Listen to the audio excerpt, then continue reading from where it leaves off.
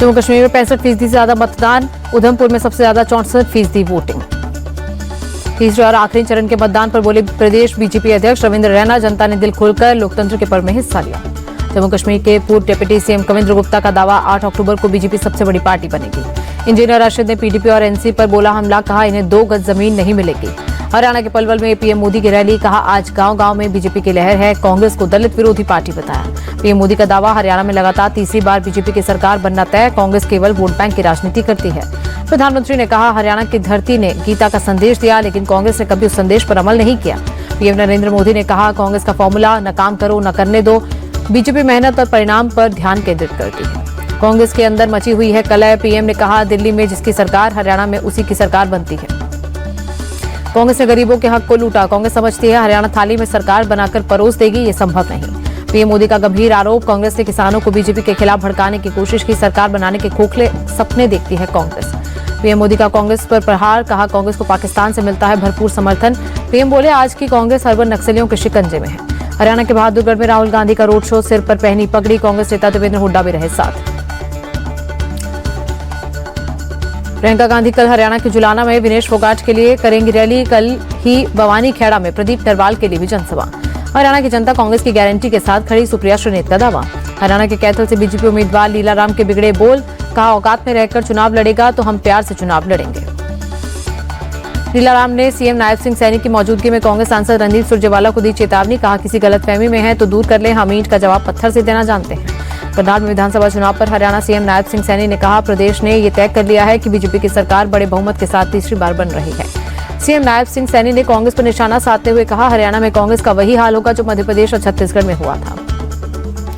झज्जर पहुंची भाजपा सांसद बांसुरी स्वराज ने कहा बहुत जोश का माहौल है, हरियाणा ने ठाना है तीसरी बार कमल खिलाना है। बांसुरी स्वराज ने निशाना साधते हुए कहा राहुल गांधी का भाषा पर कोई संयम नहीं, सत्ता के लालच में झूठ का सहारा लेना राहुल गांधी की पुरानी आदत। भारत दौरे पर जमैका के प्रधानमंत्री एंड्रयू होल्नेस, प्रधानमंत्री नरेंद्र मोदी से की मुलाकात। दोनों प्रधानमंत्री की मौजूदगी में भारत और जमैका के बीच समझौता हुआ। पीएम मोदी बोले लंबे समय से भारत के मित्र रहे हैं होल्नेस। पीएम बोले भारत और जमैका के बीच व्यापार और निवेश बढ़ रहा है, ये यात्रा पूरे कैरेबियाई क्षेत्र के साथ हमारे जुड़ाव को नई ऊर्जा देगी। चाणक्य डिफेंस डायलॉग में army chief general Upendra Dwivedi का चीन को लेकर बड़ा बयान, कहा एलएसी परिस्थिति सामान्य नहीं बल्कि सेंसिटिव है। जनरल उपेंद्र द्विवेदी बोले हम चाहते हैं कि अप्रैल 2020 से पहले की स्थिति बहाल हो, दोनों देशों के डिप्लोमेटिक साइड से कुछ पॉजिटिव इंडिकेशन भी मिले हैं। जम्मू कश्मीर की स्थिति पर आर्मी चीफ का बड़ा बयान, कहा 370 के बाद हालात बदल गए हैं। इस साल अब तक आतंकी संगठनों में सिर्फ 2 लोग भर्ती हुए, जबकि पहले 200 से 300 होते थे। मणिपुर की स्थिति को army chief general Upendra Dwivedi ने स्टेबल बताया, कहा मणिपुर में बॉम्ब ड्रोन के इस्तेमाल की बात गलत। इलाहाबाद हाईकोर्ट में ज्ञान वापी वजूखाने के सर्वे मामले पर हुई सुनवाई, याचिकाकर्ता की तरफ से पूरक हलफनामा दायर किया गया। 6 अक्टूबर को अरविंद केजरीवाल लगाएंगे जनता की अदालत, दिल्ली के छत्रसाल स्टेडियम में होगा प्रोग्राम। मुंडा मामले में एक्शन में कर्नाटक लोकायुक्त की टीम मैसूर में साइट का निरीक्षण किया। वायुसेना प्रमुख का कार्यभार संभालने के बाद बोले air chief marshal AP Singh, बेहतर प्रशिक्षण पर होगा फोकस। पेरिस में राष्ट्रपति मैक्रोन के राजनयिक सलाहकार के साथ एनएसए अजीत डोभाल की मुलाकात, द्विपक्षीय सहयोग और रणनीतिक महत्व के मुद्दों पर चर्चा। बुलडोजर एक्शन पर सुप्रीम कोर्ट ने की बड़ी टिप्पणी, कहा लोगों की सुरक्षा से बड़ा कुछ भी नहीं। फिल्म एक्टर गोविंदा को गोली लगी, अपनी ही रिवॉल्वर से गोली लगने से घायल हुए। एक्टर गोविंदा के पैर में लगी गोली, कपड़े पैक करते वक्त रिवॉल्वर गिरने से हुई मिस फायरिंग। गोविंदा ने हॉस्पिटल से जारी किया ऑडियो मैसेज, कहा बाबा के आशीर्वाद से मैं बच गया, आप लोगों की दुआ से ठीक हूँ। गोली लगने के बाद गोविंदा ने कहा मैं अब खतरे से बाहर हूँ, गलती से गोली चल गई। महाराष्ट्र के सीएम एकनाथ शिंदे ने अभिनेता गोविंदा से फोन पर बातचीत की। सीएम शिंदे ने अस्पताल को भी दिए अच्छे से इलाज करने के आदेश। अस्पताल में अभिनेता गोविंदा से मुलाकात करने पहुंचे शिवसेना नेता दीपक सावंत, कहा अगले 48 घंटे में गोविंदा डिस्चार्ज हो जाएंगे। गोविंदा से मिलने पहुंचे उनके भांजा विनय आनंद, भाई यश से भी की बातचीत। गोविंदा की गोली लगने के मामले की जांच में जुटी क्राइम ब्रांच की टीम, सीआरआईटीआई अस्पताल पहुंची क्राइम ब्रांच की टीम। दिल्ली के सिंघू बॉर्डर पर हिरासत में लिए गए सामाजिक कार्यकर्ता सोनम वांगचुक के साथ करीब 150 लोग भी हिरासत में। सोनम वांगचुक ने 1 सितंबर को लेह से शुरू किया था दिल्ली चलो पदयात्रा। वांगचुक की मांगों में लद्दाख के लिए राज्य का दर्जा, छठी अनुसूची में शामिल करना, तमाम डिमांड शामिल। सोनम वांगचुक को हिरासत में लिए जाने पर राहुल गांधी ने उठाए सवाल, पूछा लद्दाख के भविष्य के लिए खड़े होने वाले बुजुर्ग नागरिकों को दिल्ली की सीमा पर हिरासत में क्यों लिया जा रहा। अखिलेश यादव ने एक्सपोस्ट कर सोनम वांगचुक के लिए जताया समर्थन, देखा सोनम वांगचुक जी शांतिपूर्ण दिल्ली यात्रा को बाधित करके सरकार कुछ भी हासिल नहीं कर सकती। लद्दाख के सांसद हाजी हनीफा जान ने सोनम वांगचुक को हिरासत में लिए जाने को बताया दुर्भाग्यपूर्ण। कहा हमें एक ऐसी जगह मुहैया कराई जाए जहां से हम पीएम मोदी को ज्ञापन सौंप सके। नेपाल में बारिश से बिहार में बाढ़ का कहर। गंडक और कोसी बैराज से 10.5 लाख क्यूसेक पानी छोड़े जाने से 13 जिले हाई अलर्ट पर। बिहार में नदियों का जलस्तर बढ़ने से अब तक 7 बांध टूटे। राज्य के 16 लाख से ज्यादा लोग बाढ़ से प्रभावित। बिहार के सहरसा में बाढ़ से हालात गंभीर। महिषी ब्लॉक में स्कूल डूबे। बाढ़ में कई ग्रामीण सड़कें हुई विलीन। सहरसा का जलई थाना भी बाढ़ के पानी में डूबा। थाना के सामने बांध की सड़क पर चल रहा था थाना।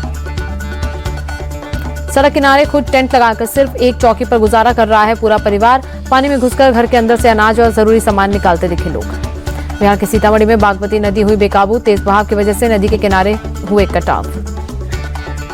यूपी के सुल्तानपुर में फिर एनकाउंटर। रेप और मर्डर के 3 आरोपी गिरफ्तार। सलमान सरवर जावेद के पैर में गोली लगी। पुलिस ने तीनों को अस्पताल में भर्ती कराया। 21 सितंबर को झाड़ी में मिला था युवती का शव।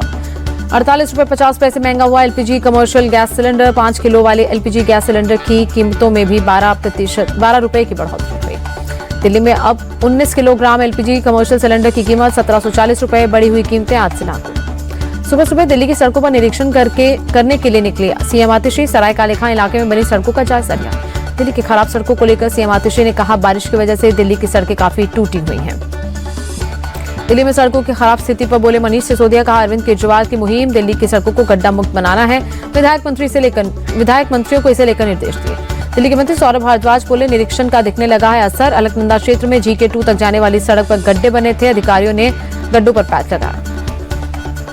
दिल्ली के कैबिनेट मंत्री गोपाल राय ने गोकुलपुरी इलाके में सड़कों का निरीक्षण किया। कहा दिल्ली यूपी सीमा पर सड़क की स्थिति काफी खराब है। एमपी के सीएम मोहन यादव ने कांग्रेस विधायकों के प्रतिनिधिमंडल के साथ की बैठक। कांग्रेस विधायकों ने सीएम के सामने रखी अपनी समस्याएं। कर्नाटक के सीएम सिद्धरामैया की पत्नी बीएम पार्वती ने मुंडा के 14 आवंटित भूखंड को वापस करने की पेशकश की। बीआरएस नेता की कविता अस्पताल में एडमिट हुई। मेडिकल चेकअप के लिए हैदराबाद के एक हॉस्पिटल में एडमिट। तमिलनाडु के राज्यपाल RN रवि ने चेन्नई में गांधी मंडपम की सफाई की। गांधी प्रतिमा को भी साफ करते नजर आए। चीन के राष्ट्रीय दिवस के अवसर पर दिल्ली में तिब्बतियों ने किया प्रदर्शन। चीनी दूतावास के बाहर विरोध प्रदर्शन। गाजियाबाद में दिल्ली मेरठ रोड पर बनी फैक्ट्री में लगी भीषण आग पर काबू। मुरादनगर गंग नहर पुल के पास है फैक्ट्री। राजकोट में जलाराम बेकरी में संदिग्ध विस्फोट से मचा हड़कंप। पुलिस पूरे मामले की जांच में जुटी। दमकल की टीम ने आग पर काबू पाया। हादसे में 2 लोग घायल हुए। इलाज के लिए अस्पताल में भर्ती कराया गया। दिल्ली में रोड रेज में कांस्टेबल संदीप की मौत मामले में मुख्य आरोपी मुकरबा चौक से गिरफ्तार। 29 सितंबर को कार ने कांस्टेबल संदीप को पीछे से जानबूझकर मारी थी टक्कर। करीब 10 मीटर तक घसीटती ले गई थी कार। अहमदाबाद की एक सोसाइटी में हंगामा करने वालों का पुलिस ने जुलूस निकाला। बाद में सोसाइटी में सार्वजनिक रूप से माफी भी मंगवाई। सोसाइटी में शराब पार्टी कर रहे आरोपियों ने लोगों के रोकने पर किया था हंगामा। तलवारें लहराते हुए सोसाइटी के लोगों को धमकाया था। तिरुपति के तिरुमाला मंदिर में पारंपरिक मंदिर सफाई उत्सव का आयोजन। धार्मिक उत्साह के साथ परंपरा का हुआ निर्वहन। बांग्लादेश के खिलाफ टीम इंडिया की जीत। कानपुर टेस्ट में भारत ने 7 विकेट से जीता मुकाबला।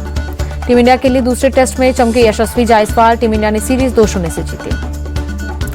इंटरनेशनल क्रिकेट में विराट कोहली के 27,000 रन पूरे। ऐसा करने वाले दुनिया के चौथे बल्लेबाज बने कोहली। सबसे कम पारियों में 27,000 रन बनाने वाले खिलाड़ी बने विराट। सचिन तेंदुलकर ने 623 पारियों में हासिल किया था ये मुकाम। भारत के मैन्युफैक्चरिंग सेक्टर में लगातार दूसरे महीने गिरावट दर्ज की गई। HSBC इंडिया ने PMI रिपोर्ट जारी किया।